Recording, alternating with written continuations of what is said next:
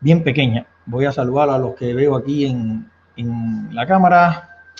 Saludo José Raúl Sosa, saludo Marabú, saludo Josh Reyes.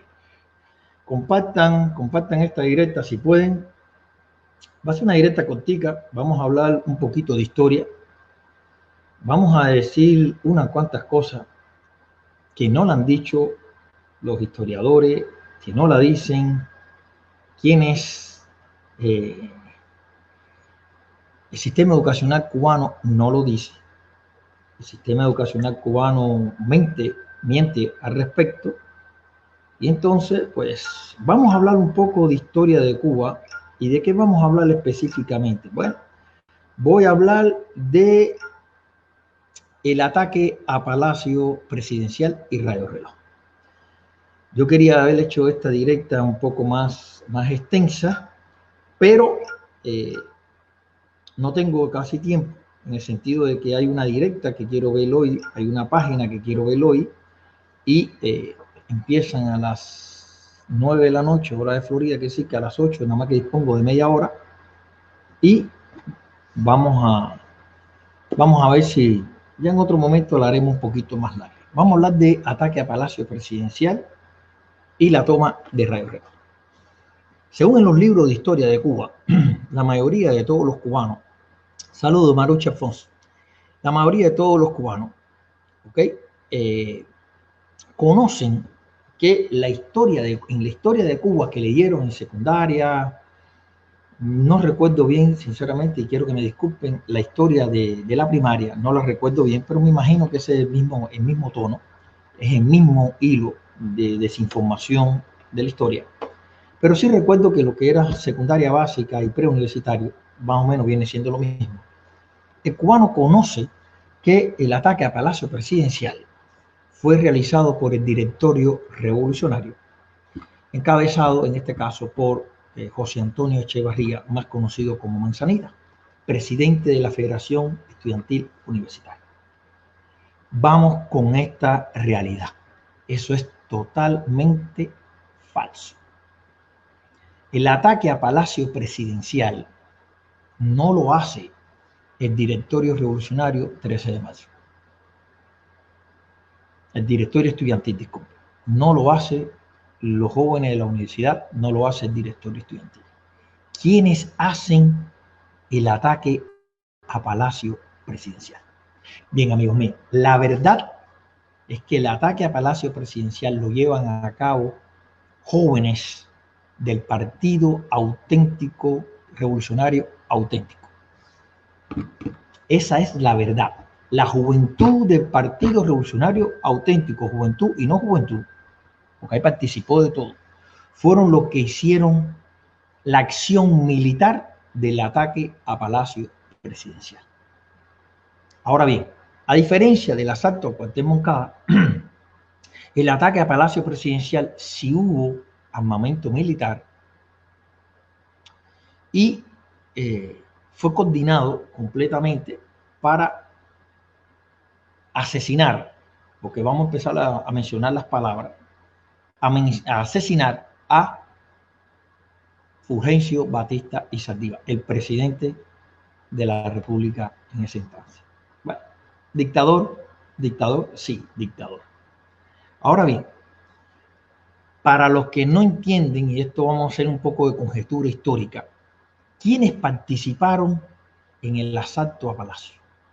La mayoría de las personas que participaron a Palacio, además de llevar armas de índole militar, venían con una preparación militar forjada en el campo de batalla.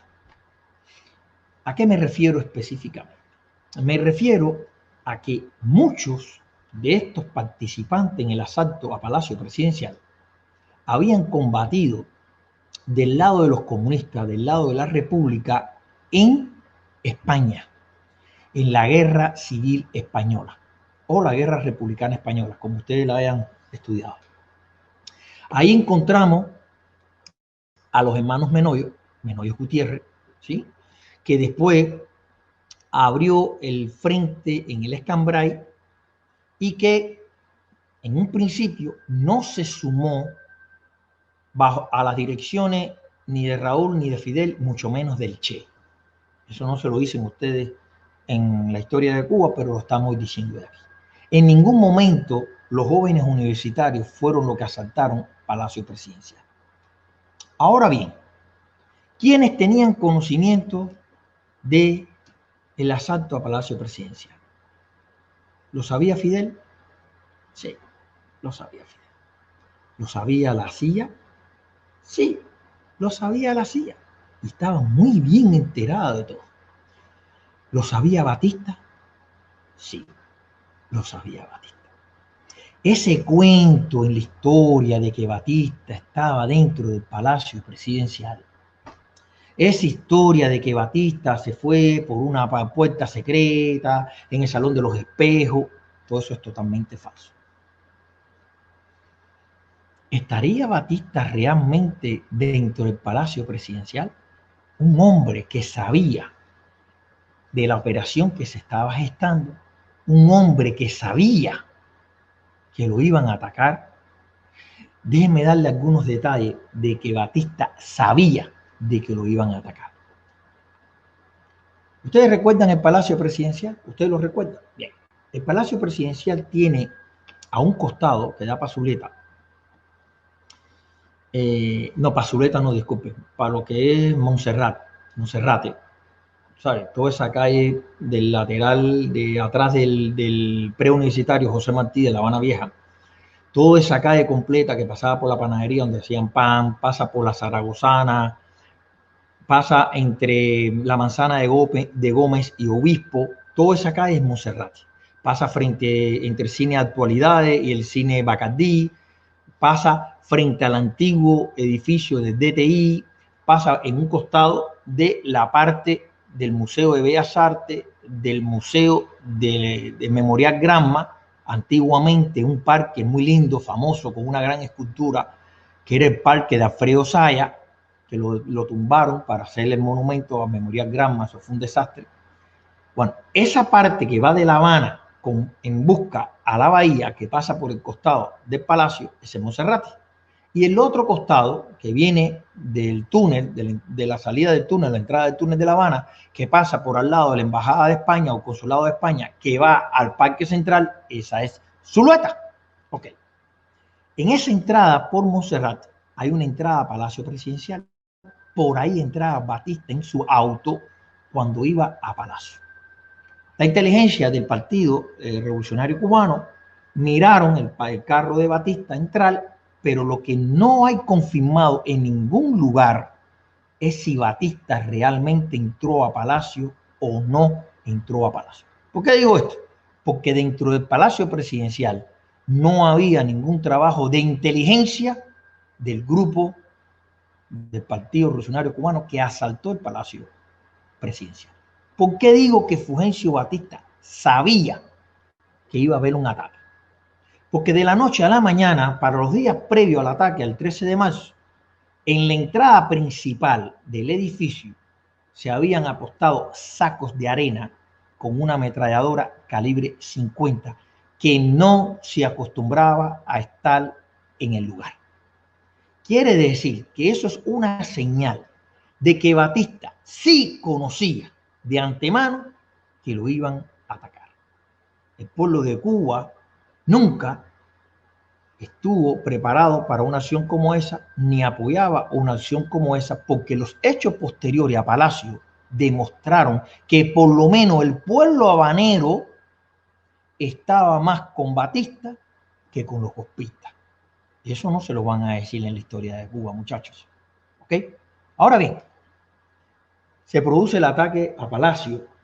Y cuando se produce el ataque a Palacio, todo el mundo sabe, fueron algunos autos, fue un camión de delivery, estuvo preparado, fueron con armas de combate, gente que tuvieron la experiencia en la guerra, de utilizar las armas de combate, de tener estrategia, etcétera, etcétera. La pregunta era, cuando entraron a Palacio, ¿había una retaguardia que garantizara la salida de estos asaltantes que pudieran escapar del recinto? No había retaguardia. Cuando se produce el asalto a Palacio, toda la policía se comunica y fueron al lugar del palacio. Por tanto, en superioridad había más policía que asaltantes, y sin tener una retaguardia que le cuidara la salida para que se pudieran recuperar y escapar, pues en otras palabras habían entrado en una ratonera. Lo que no dicen en la historia de Cuba, amigos míos, ¿por qué digo yo, Aldo Prado, que la CIA tenía conocimiento de esta operación? Bueno, la CIA tenía conocimiento de esta operación porque en el Hotel Sevilla, uno de los balcones del Hotel Sevilla, que da para Palacio, habían 3 gringos parados en un balcón, mirando, observando y tomando fotos del suceso del ataque a Palacio Presidencial. ¿Quién era uno de esos cubanos que estaba en el Hotel Sevilla? No, no eran cubanos, eran gringos. Disculpen. Uno de esos gringos fue el que todo el mundo conoce en la historia de Cuba como el comandante William Morgan. William Morgan es militar de los Estados Unidos, que fue uno de los americanos que estuvo en la sierra. William Morgan, que ocupó grado de comandante, agente de la CIA, ¿ok? Estaba en el Hotel Sevilla mirando todos los acontecimientos que ya habían tenido. Por supuesto, si tú estás preparado en un balcón para ver los acontecimientos que vienen, es porque tú tienes información previa de lo que va a suceder. Por tanto, estaban observando y simultáneamente, pues, notificando sobre el ataque. Un francotirador del Palacio Presidencial, ¿sí?, del Ejército de la República, al darse cuenta de que están monitoreando y están informando, dispara a estos norteamericanos que están en el balcón de Sevilla y matan a uno. Eso es la historia de Cuba. No se lo van a decir en la escuela. Ya. Así que, ¿qué era conocimiento de la CIA? Sí. Ya yo dije ya quién era. Alguien que trabajaba para la Central de Inteligencia de los Estados Unidos, que se llama Fidel Castro Ruz. Por tanto, ¿convenía que saliera mal el asalto a Palacio? Sí. Y aquí podríamos hacer muchas preguntas. ¿Por qué el partido auténtico, el Partido Revolucionario Auténtico, asaltaría el Palacio Presidencial? La realidad es esta: el Partido Revolucionario Auténtico del último presidente, Carlos Prío Socarrá, no masticaban a Fidel Castro ni al 26 de julio. ¿Qué pasó? Que conociendo ellos las entrañas de los Castro, pensaron que la única forma de evitar que Fidel Castro pudiera llegar al poder y devolverle el hilo constitucional en la isla era asesinar a Batista y de ahí ver si había un cambio radical en Cuba para evitar a toda costa que Fidel Castro pudiera llegar al poder. Esa acción fracasó. Ahora, lo que ustedes tienen entendido, que ustedes ligan exactamente o piensan que fue el directorio universitario el que tomó Palacio, porque conjuntamente con esta operación, José Antonio Echevarría toma la estación de Radio Reloj, que es el edificio de simplemente todo el complejo de difusión conocido como la CNQ. Ok, vamos a puntualizar algo. Es cierto que José Antonio Echevarría conocía de esta operación y le dieron participación en esta operación, y lo único que hizo el directorio, en este caso a través de José Antonio Echevarría, fue tomar la estación de Radio Reloj. ¿La tomó pacíficamente? No. La tomó a base de crimen. Que eso no lo dicen porque te ponen a Manzanita como que nunca en su vida tuvo un muerto. Pero les voy a contar un pedacito más de la historia que no le dicen en los libros de texto en Cuba. La CMQ, esa entrada lateral que venía por la calle M, SGM, M, la entrada por ahí tenía un custodio con una pistola que cuidaba el edificio, cuidaba la entrada del edificio. Ese señor era un señor mayor, de edad, no era un joven, era un señor mayor, no era un policía, no era un miembro del ejército, era simplemente un custodio, como los hay en todos los lugares. Right? Ahora bien, ese custodio fue asesinado por Manzanita y los que venían con Manzanita. ¿Había necesidad de matar? Ya eso son cosas que podríamos nosotros analizar o juzgar desde este punto de vista, desde todos estos años que han pasado. La cuestión es que el hombre da a entender que sí podía haber sido neutralizado, porque el hombre en ningún momento no tuvo ni chance tan siquiera de sacar su revólver. Le dieron un tiro y lo mataron. Entraron a la CMQ disparando, llegaron a la estación de radio, dispararon muchos tiros a través de los cristales, por supuesto, para intimidar. Es una operación que se hace, una operación de asalto. Tú tratas de apoderarte de factor sorpresa, tú tratas de imponerte a través del terror y la violencia sobre las personas a las cuales tú vas a ocupar, o en este caso vas a secuestrar por el tiempo que sea, y tú impactes miedo para poder tener control de la operación. Eso es normal, ¿no? Ok. La gran mentira que no han dicho también, esa dictadura que está ahí para enaltecer todo su wow, es que las palabras de Manzanita, esas palabras famosas que dicen pueblo de Cuba, en estos instantes acaba de ser ajusticiado el dictador Fulgencio Batista en su propia madriguera, algo parecido a eso. No, ahora no tengo toda la exactamente, pero eso es lo que han repetido una y otra vez. Les tengo una noticia, amigos míos. El pueblo cubano jamás escuchó esa noticia por Radio Reloj. El pueblo de Cuba no se enteró nunca que se había asaltado a Palacio Presidencial. Y ustedes dirán, coño Aldo, estás tirando durísimo, eso es mentira. Les voy a decir un secreto. Desde los años 40, 50, principios de los 50, final de los 40, principios de los 50, la tecnología que tenía Cuba en lo que era la radiofusión, había un sistema que prácticamente funcionaba de manera automática, que cuando usted tenía o transmitía por la radio, si usted alzaba la voz a ciertos niveles o había una discusión, una bronca que se podía formar en la radio, una discusión grande, automáticamente el sistema se bloqueaba, se paraba y no salía al aire. Toda esa bronca, toda esa discusión no salía al aire. ¿Por qué? Porque se pasaba de los niveles, los decimeles del volumen, y automáticamente el sistema, no es que nadie lo paraba, el sistema automáticamente ¡pum!, paraba. Quiere decir que en la gritería que formó Manzanita dentro de Radio Reloj, toda esa efervescencia, automáticamente el sistema de transmisión se bloqueó. ¿Y qué pasaba cuando se bloqueaba el sistema de transmisión?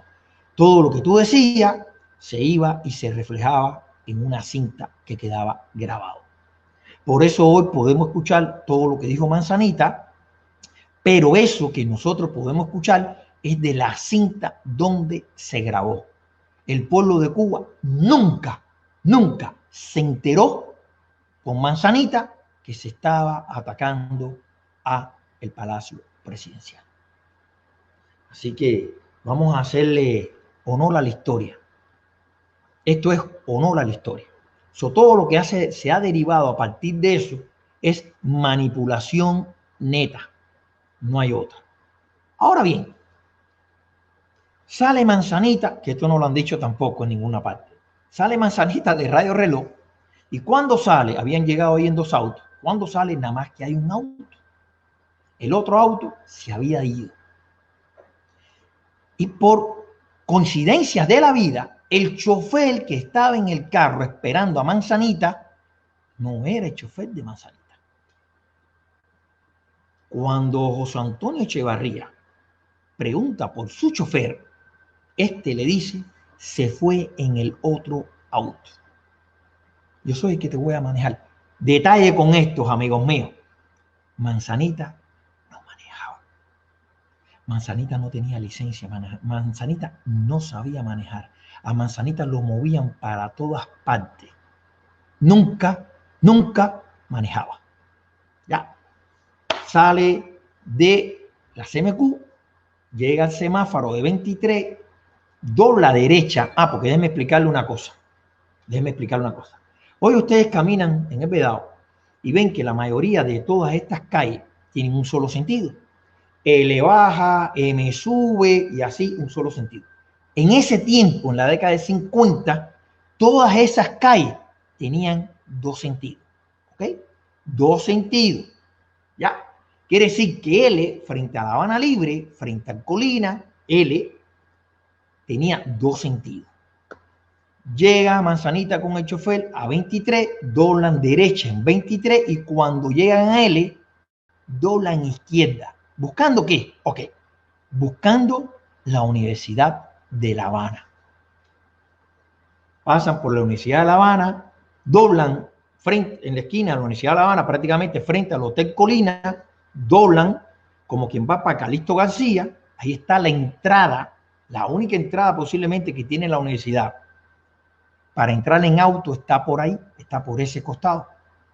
Doblan y doblando se produce un tiroteo. Ustedes dirán, ¿venía la policía detrás? No, no venía la policía detrás. No venía la policía atrás del auto de Manzanita. Entonces, ¿por qué se forma el tiroteo? Es muy simple. El chofer que venía en el auto con Manzanita es el que dispara a la policía.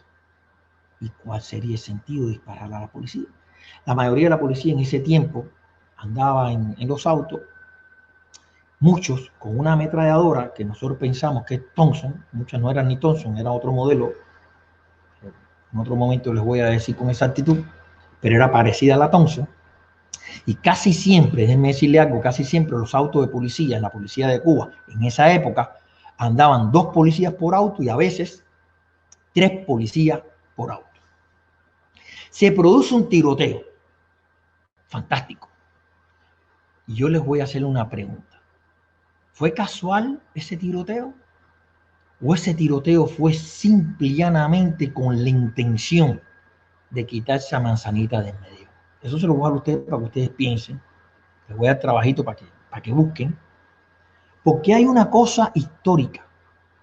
En la foto de la muerte de Manzanita, está el auto de Manzanita, está la puerta del pasajero abierta, pero solamente hay un cadáver.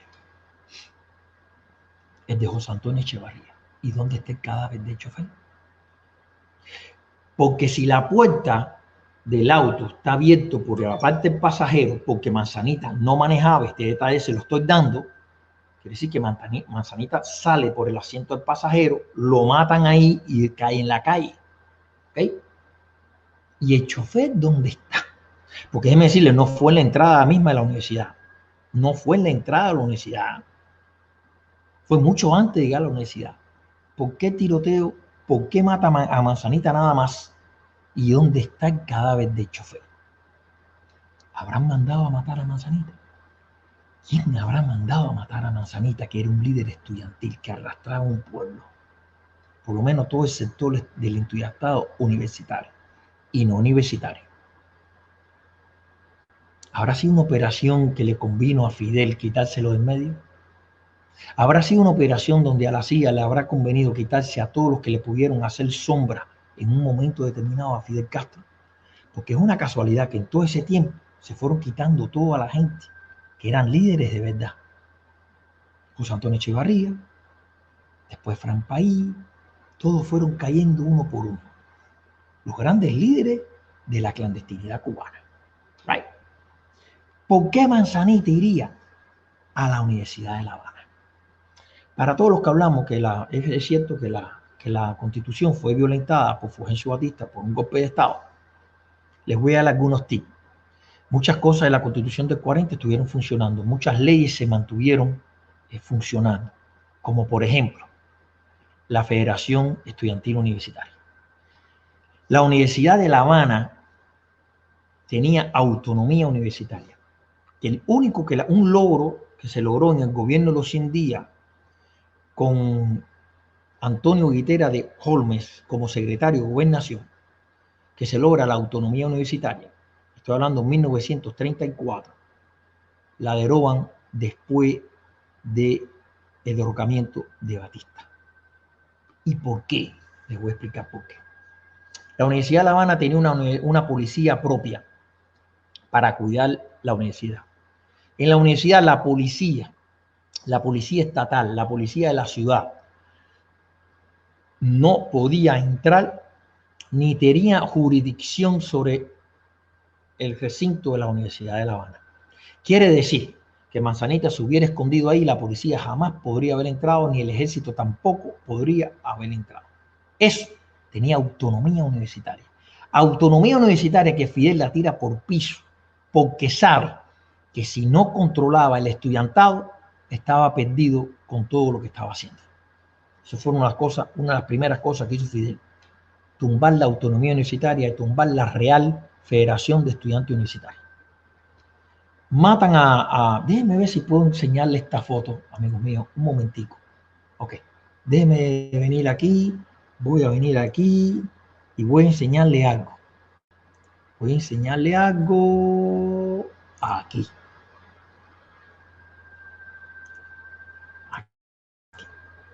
Ok, ustedes están viendo esto. Esta es la entrada que está en M. Por aquí se entraba a la CMQ. ¿Ya vieron ya? Ok. Esta es la estación de Radio Reloj. Como miren los balazos dados en los cristales. Estos son fotos de la época. Porque bueno, eso fue para meterle miedo. Este es Manzanita en la calle tirado, right? Ya muerto. Y mírenlo aquí. Esta es la esquina de la universidad. Aquí está la universidad. Esta es la esquina que está frente al Hotel Colina. Esta es la calle que te lleva al hospital Calixto García. Miren miren el auto aquí, ¿no es verdad? Miren la puerta del pasajero abierta. Este es el cuerpo de José Antonio Echevarría. ¿Y dónde está? ¿Dónde está el cuerpo del chofer? Hay una distancia muy grande para tú desde ahí correr hasta la universidad, refugiarte y que los tiros no te alcancen con dos policías. Vamos a suponer que eran dos.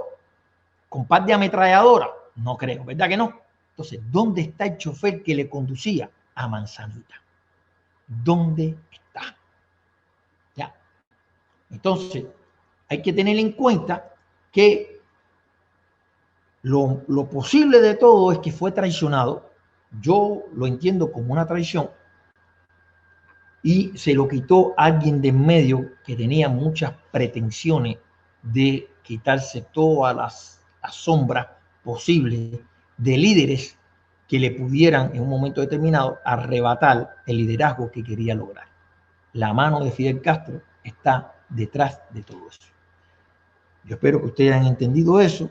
En otro momento vamos a hacer otra directa y vamos a hablar de un caso que a Fidel Castro le quitaba el sueño, que fue de un líder estudiantil, Botiel, que llegó a ser líder de la Federación de Estudiantes Universitarios a principio del triunfo y que fue condenado a 10 años de prisión, y después de haber cumplido sus años en prisión, el régimen lo tomó de rehén, no lo dejó salir, hizo una huelga de hambre y murió a los 52 días, si no me equivoco. Botiel sabía algo muy importante que se los voy a guardar de tarea. Botiel, y esto lo voy a soltar ahora porque voy a terminar ya, ¿ok? Botiel tenía conocimiento, porque era un especialista, un técnico de radiodifusión, y tenía conocimiento básico que podía demostrar, porque además lo supo, de que Radio Rebelde, la gran emisora que Cuba, que los guerrilleros dijeron siempre que transmitía en la sierra, jamás transmitió de la Sierra Maestra. Bombazo, ¿verdad? Vamos a hablar de historia. Vamos a dar muchas cosas de historia para que la gente empiece a conocer. Y como Botiel era el único que sabía de dónde salían las transmisiones reales y quienes cooperaron en esas transmisiones reales, que fue la Central de Inteligencia de los Estados Unidos y parte del gobierno profundo de los Estados Unidos, pues no le convenía que algo tan vital como eso se desmoronara. Por eso tenemos que hablar de información, señores. Esto es una guerra de información. Transmitió de verdad Radio Rebelde de la Sierra Maestra. Se lo voy a dar de interrogante para la próxima directa que vamos a hablar sobre el tema. ¿Sí? Y era posible transmitir desde la Sierra Maestra. Todas esas preguntas se las dejo. Creo que con lo de hoy le acabo de exponer la verdadera historia del asalto a Palacio Presidencial. No fue el directorio estudiantil, fue los jóvenes del Partido Revolucionario Cubano, el partido auténtico, los que asaltaron Palacio Presidencial. Así que los dejo.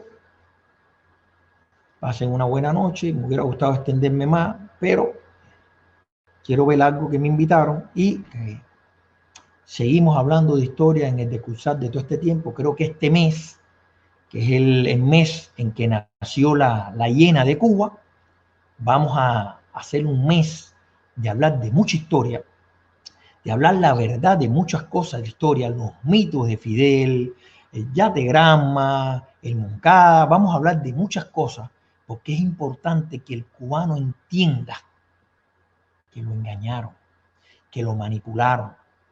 Y como la espina está aquí para tratar de una forma u otra, esclarecer los hechos históricos, hablar de la verdad acerca de la historia de Cuba, pues estamos haciendo lo mejor que podemos. Y también, por supuesto, tratar de que esta historia de manipulaciones y mentiras no se vuelva a repetir con muchos de los caudillos que están hoy aparentando dirigir la oposición, una oposición que no existe, pero sí de comandar, manipulándolos, por supuesto, a todos estos cubanos, la mayoría de los cubanos que estamos fuera de Cuba, y de una manera u otra, algunos que pueda llegar la noticia en Cuba. ¿Ok? Señores, yo les deseo buenas noches y nos vemos mañana, otro día más. Feliz lunes para todos, que termine la noche bien, y les deseo esta canción que de corazón me gusta mucho y se la dejo aquí para cerrar la directa. Buenas noches, amigos míos.